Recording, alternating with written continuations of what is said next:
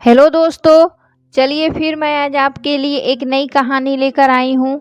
अगर मेरी कहानी आप लोगों को अच्छी लगे तो प्लीज़ मेरे चैनल को सब्सक्राइब कर दीजिएगा और लाइक का बटन भी ज़रूर दबा दीजिएगा। चलिए कहानी शुरू करते हैं। उनकी निगाहों में न जाने कितने ही रंग समाये हैं, पर हर रंग में मुझे अपना ही अक्स नज़र आता है। राहुल ने एकटक रूपा को देखते हुए कहा तो वह हंस पड़ी। चलो आज तुम्हें अपने पेरेंट्स से मिलवा दूं। राहुल ने रूपा का हाथ थामकर फिर से कहा। रूपा खुशी से चीख पड़ी। सच, उसके चेहरे पर शर्म की लाली बिखर गई। माहौल में और भी रंग भरते हुए राहुल ने कहा, सोचता हूँ लगे हाथ उनसे हमारी शादी का दिन भी तय करवा लूँ। रूपा ने हौले से पलके उठाते हुए कहा, सीधे शब्दों में कहो ना कि तुम मुझे प्रपोज कर रहे हो। इतने निराले अंदाज में तो कभी किसी ने प्रपोज नहीं किया होगा। रूपा की बात सुनकर राहुल हंस पड़ा, फिर गंभीर होता हुआ बोला, सच रूपा, बहुत प्यार करने लगा हूँ तुम्हें और तुमसे जुदा होकर जीने की बात सोच भी नहीं सकता।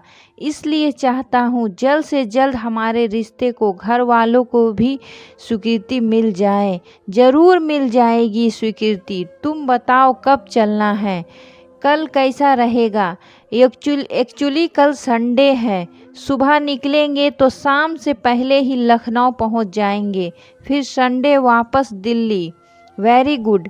मैं इंडियन ड्रेस पहनकर चलूँगी ताकि तुम्हारे पेरेंट्स को एक नज़र में पसंद आ जाऊं। कहकर उसने अपना सिर राहुल के कंधों पर टिका दिया। राहुल और रूपा एक ही ऑफिस में पिछले 4 सालों से साथ काम करते आ रहे थे। रूपा पटना की है और दिल्ली में पढ़ाई के साथ पार्ट टाइम जॉब करती है। इधर राहुल भी लखनऊ से अपने सपनों को पूरा करने दिल्ली आया हुआ था। दोनों इतने दिनों से साथ हैं, एक दूसरे को पसंद भी करते हैं, पर आज पहली दफ़ा राहुल ने साफ तौर पर रूपा से दिल की बात कही थी।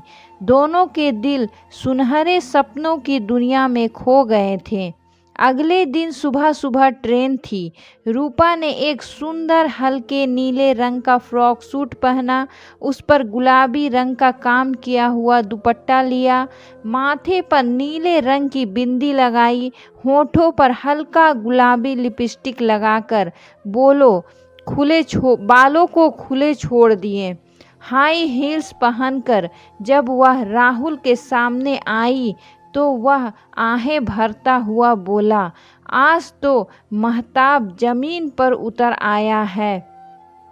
साथ साथ चलेगी रोशनी सारी रात। मिस्टर शायर, आप कहें तो हम प्रस्थान करें? मुस्कुराकर रूपा ने कहा और दोनों एक दूसरे का हाथ पकड़े आगे बढ़ गए। पूरे रास्ते दोनों भावी जीवन के सपने देखते रहे। घर पहुंचकर राहुल ने बेल बजाई तो रूपा का दिल धड़क उठा। वह पहली बार अपनी भावी सास ससुर से मिलने वाली थी। दरवाज़ा राहुल की माँ ने खोला। पीछे से उसके पिता भी आ गए। रूपा ने जल्दी से दुपट्टा सिर पर रखकर सास ससुर के पैर छुए और आशीर्वाद लिया। सास ने उसे गले से लगा लिया और प्यार से अंदर ले आई। इधर रूपा इस बात को लेकर चकित थी कि पहली बार मिलने के बावजूद उसे राहुल के माता पिता का चेहरा जाना पहचाना सा लग रहा था। वह असमंजस की स्थिति में थी। थोड़ी देर की बातचीत के बाद आखिरकार उसने अपने मन की बात बोल ही दी। इस पर राहुल के पिता एकदम हड़बड़ा से गए, मगर जल्द ही संभलते हुए बोले, देखो बेटी, तुमने कहीं आते जाते, फिर बात बदलते हुए पूछने लगे, तुम पटना में कहाँ रहती हो? जी, कंकड़ बाग में। जवाब देकर रूपा ने फिर सवाल किया, पर अंकल आप दोनों तो लखनऊ में रहते हो और मैं दिल्ली में, आप कभी राहुल से मिलने दिल्ली भी नहीं आए हो, फिर मैंने आप दोनों को कहाँ देखा होगा। राहुल की माँ ने बात संभालने की कोशिश की और बोली, बेटी एक जैसे चेहरे वाले भी बहुत से लोग होते हैं, वह सब छोड़ और यह बता कि तुझे पसंद क्या है, वही बना देती हूँ। रूपा तुरंत उठ गई और बोली, अरे आंटी आप बैठो, मैं बनाती हूँ ना। इसके बाद रूपा ने कोई सवाल नहीं किया। खाते पीते और बात करते कब रात हो गई पता ही नहीं चला। सास ने रूपा को अपने कमरे में सोने के लिए बुला लिया। रूपा ने टेबल में रखी तस्वीरें देखते हुए पूछा, आंटी जी अपनी पुरानी तस्वीरें दिखाइए ना, और आप दोनों की शादी की तस्वीर भी। अरे बेटी अब पुरानी तस्वीरें कौन निकाले, अंदर कहीं संदूक में पड़ी होगी, और वैसे भी हमने कोर्ट मैरिज की थी। Court marriage? क्या बात है आंटी, उस जमाने में आपने कोर्ट मैरिज कर ली। अब चल सो जा रूपा, पुरानी बातें याद करने से क्या फ़ायदा, कहकर सास करवट बदलकर सो गई। इधर रूपा सोच में डूबी रही। अगले दिन दोनों दिल्ली के लिए वापस रवाना हो गए। रूपा के मन में अभी भी कुछ उलझने थी, मगर राहुल बहुत खुश था। रूपा को लेकर उसके माँ बाप का रिस्पॉन्स पॉजिटिव जो था। रूपा ने अपने मन की बात राहुल को नहीं बताई। वह उसकी खुशी में कोई बाधा पहुंचाना जो नहीं चाहती थी। दिल्ली पहुंचकर रूपा ने नेट पर खोज खबर निकालने की कोशिश की, मगर कुछ पता नहीं चला। फिर उसने राहुल के माँ बाप के साथ अपनी फ़ोटो अपने पेरेंट्स को शेयर की और लिखा, यह फ़ोटो मेरे सबसे अच्छे दोस्त के मम्मी पापा की है। उनसे पहली बार मिलने के बावजूद उनका चेहरा जाना पहचाना सा लगा। क्या आप इन्हें पहचानते हैं? रूपा के पिता ने जवाब दिया, चेहरे पहचानने से लगते हैं पर याद नहीं आता कि कौन है। जवाब पढ़कर रूपा चुप रह गई। धीरे धीरे यह बात उसके दिलो दिमाग से उतरती गई। कुछ दिन बाद गर्मी की छुट्टी में रूपा ने अपने घर पटना जाने की तैयारियां शुरू कर दी। पटना जाने को लेकर वह उत्साहित थी, मगर राहुल से बिछड़ने के एहसास से मन भारी हो रहा था। किसी तरह राहुल से विदा लेकर वह ट्रेन में बैठ गई। सारे रास्ते वह राहुल और अपने रिश्तों के लेकर सोचती रही। अब वह राहुल के बिना जीने की कल्पना भी नहीं कर सकती थी। पिछले कुछ दिनों में राहुल उसके दिल के बहुत करीब आ गया था। पटना जंक्शन पर उतरते ही उसका दिमाग दिल्ली के गलियारों को भूलकर पटना की सड़कों पर आ टिका। अपने घर के आगे रुकते ही पुराना समय आंखों के आगे नाचने लगा। जब स्कूल में पढ़ने वाली रूपा अपने घर आंगन को गुलजार रखती थी, वह मम्मी पापा की एकलौती लाडली बिटिया जो थी। दरवाज़ा खोलते ही माँ ने उसे गले से लगा लिया। अपने कमरे का दरवाज़ा खोलते ही पुरानी यादों के साए फिर से उसके मन को छूने लगे। बेग के एक कोने में पटक कर वह बिस्तर पर लुढ़क गई। 2 दिन रूपा ने जमकर आराम किया और मम्मी पापा को अपनी नई जिंदगी से जुड़े किस्से सुनाए। तीसरे दिन वह थोड़ी एक्टिव हुई और घर की साफ सफाई करने लगी। सफाई के दौरान उसे जाले लगी एक पुरानी तस्वीर दिखी। तस्वीर करीब 30-35 साल पहले की थी, जब उसके मम्मी पापा कॉलेज में थे। जाले पोंछकर रूपा ध्यान से तस्वीर देखने लगी। अचानक उसे तस्वीर में राहुल के पिता दिखाई दिए। हालांकि वे काफ़ी बदले हुए नजर आ रहे थे, मगर वह उनका चेहरा एक नज़र में ही पहचान गई थी।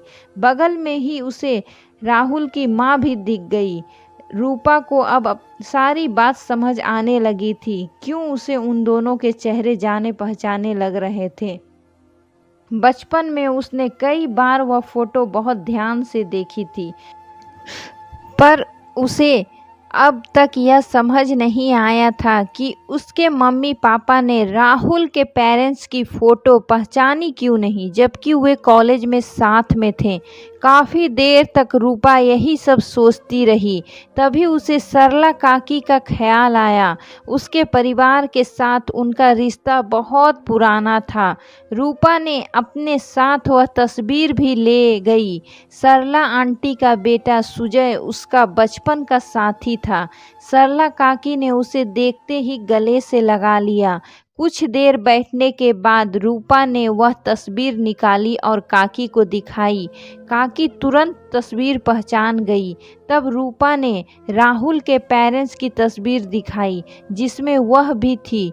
इस तस्वीर को देखकर काकी चौंकी और फिर बोली, अरे तुम मुकुंद और सुधा से कब मिली? वे दोनों कैसे हैं बेटा? आप जानती हैं इन्हें? हाँ मेरी बच्ची, वे तस्वीर दिखाकर अपने पापा वाली, उसमें भी वो दोनों ही खड़े हैं ना, पर मम्मी पापा ने तो इसे पहचाना ही नहीं। रूपा की बात सुनकर काकी थोड़ी गंभीर हो गई। फिर बोली, कैसे पहचानेंगे? उसका घर जो जलाया था तेरे पापा ने। घर जलाया था? पर क्यों काकी? क्योंकि वो उस वक्त तेरे पापा की बुद्धि मारी गई थी। सरपंच के इशारों पर चलते थे। सरपंच ने आदेश दिया था कि उनकी बिरादरी का लड़का एक दलित लड़की से शादी नहीं कर सकता। सुधा दलित थी ना। सरपंच ने लेठदों को भेजा उनका घर जलाने को। सब तेरे पापा भी निकल लिए साथ। यह भी नहीं सोचा कि अपने दोस्त का घर जलाने जा रहे हैं। उसकी आंख तो तब खुली जब उनका पुश्तैनी घर पूरी तरह जलाने के बाद सरपंच के लड़कों ने मुकुंद के बूढ़े माँ बाप को भी मार डाला। छोटी बहन को घर में जिंदा जला दिया। यह सब देखकर तेरे बाप की रूह कांप उठी और उसने उसी दिन से सरपंच का साथ पूरी तरह छोड़ दिया। इधर मुकुंद और सुधा किसी तरह अपनी जान बचाकर कहीं भाग गए। वे कहाँ गए, उनके साथ क्या हुआ, यह कोई नहीं जानता। रूपा चुपचाप काकी से यह बीती कहानी सुनती रही। उसकी आंखों के आगे अब सब कुछ स्पष्ट हो चुका था। क्या आप मुझे उनका जला हुआ घर दिखा सकती हो? बेटा, उनका पुश्तैनी घर तो सालों पहले खंडर में तब्दील हो चुका है और आज तक खंडर ही है। कोई नहीं जाता उधर। तू कहती है तो मैं सुजय को भेजती हूँ तेरे साथ। रूपा सुजय के साथ उस खंडर नुमा घर को देखने पहुंची। टूटी जाली इमारतें, खाली पड़े आधे अधूरे कमरे, दरकी हुई दीवारें, दम घोटता हुआ वीरानापन, सब सी चीख चीख कर उस स्याह काली रात को दर्द बयां करते दिखे। रूपा ने मोबाइल से तस्वीरें खींची। एकाएक जगह जाकर उस दर्द को महसूस किया। फिर अपने घर लौट आई। दिल्ली आकर वह राहुल के पिता से मिली और भरी आंखों से उन्हें धन्यवाद कहा तो उन्होंने चौंकते हुए रूपा की ओर देखा। रूपा ने कहा, अंकल, मैं पटना के कंकड़बाग में उसी मोहल्ले में रहती हूँ जहाँ कभी आप दोनों भी। इतनी मुसीबतें आने के बाद भी आपने आंटी का साथ नहीं छोड़ा, अपने प्यार को निभाया, इतनी हिम्मत दिखाई। You are great uncle. उसकी बातें सुनकर राहुल के पिता की आंखें भर आई। वे समझ गए थे कि जो राज उन्होंने बेटे से भी छुपाया वह सब बहू जान चुकी है। राहुल के पिता ने रूपा के सर पर आशीर्वाद का हाथ रखा और फिर होले से मुस्कुरा दिए। रूपा ने फैसला कर लिया था कि अब वह जल्द ही राहुल से शादी कर लेगी, मगर अपने पिता को इस शादी में नहीं बुलाएगी। राहुल से भी सच्चाई छिपा कर रखेगी। इसी बीच मम्मी ने फ़ोन पर बताया कि अगले सप्ताह पापा का ऑपरेशन होने वाला है। यह सुनकर उसने राहुल से बात की और उसे कोर्ट मैरिज करने के लिए तैयार किया। कुछ खास लोगों की उपस्थिति में कोर्ट मैरिज करके आर्य समाजी तरीके से शादी करना तय हुआ। रूपा ने जानबूझकर शादी की तारीख 15 दिन बाद की रखवाई, जब उसके पापा का ऑपरेशन हो चुका हो और उसकी शादी में केवल उसकी मम्मी ही आ सके। शादी वाले दिन रूपा की मम्मी ने राहुल की मम्मी को देखा तो खुद को रोक ना सकी और सुधा कहकर एकदम उसके गले से लग गई। 30 साल पुरानी सहेलियां जो मिली थी। राहुल के पिता भी रूपा की मम्मी को देख चकित थे। तीनों भीगी पलकों से पुराने दिन याद करने लगे। नियत समय पर शादी भी हो गई। सारा कार्यक्रम अच्छी तरह निपट गया। रूपा की मम्मी जब घर लौटने वाली थी, ट्रेन में बैठने से पहले उन्होंने रूपा को गले लगाया और रोती हुई बोली, बेटा मैं समझ गई हूँ कि तूने ऐसा इंतज़ाम क्यों किया ताकि केवल मुझे ही शादी में बुलाना पड़े। देख बेटा, तेरे पापा के हाथों तेरे सास ससुर के साथ गलत हुआ था, मैं यह मानती हूँ, मगर उसी दिन से तेरे पापा बिल्कुल बदल भी गए हैं और उन्होंने अपने किए पर बहुत पछतावा भी है। मुझसे शादी होने के बाद उन्हें प्यार की गहराई का एहसास भी हो चुका है। जानती है, मैं जब आ रही थी तो तेरे पापा ने क्या कहा था? क्या कहा था मम्मी? उन्होंने कहा, मुझे लग रहा है मेरी बच्ची मेरा पाप धोने वाली है। वह उस दलित लड़की के बेटे से शादी करने वाली है जिनके परिवार को मेरी आंखों के आगे मार दिया गया और मैंने कोई विरोध भी नहीं किया। मैं सालों से इस दर्द और पछतावा दिल में लिए जी रहा था। मेरी बच्ची उनसे रिश्ता जोड़कर मेरी ज़िंदगी का दर्द थोड़ा कम कर देगी। सच मम्मी, पापा सब कुछ समझ गए। रूपा की आंखें भर आई। हाँ बेटा, और वे तुझसे बात करके आशीर्वाद देने की हिम्मत ही नहीं जुटा पा रहे थे। उन्हें लगता है कि तू उन्हें माफ़ नहीं कर पाएगी। ऐसा नहीं है मम्मी, पापा को कहना हम जिंदगी की नई शुरुआत करेंगे। कहकर उसने मम्मी को गले से लगा लिया। उसकी आंखों में खुशी के आंसू थे।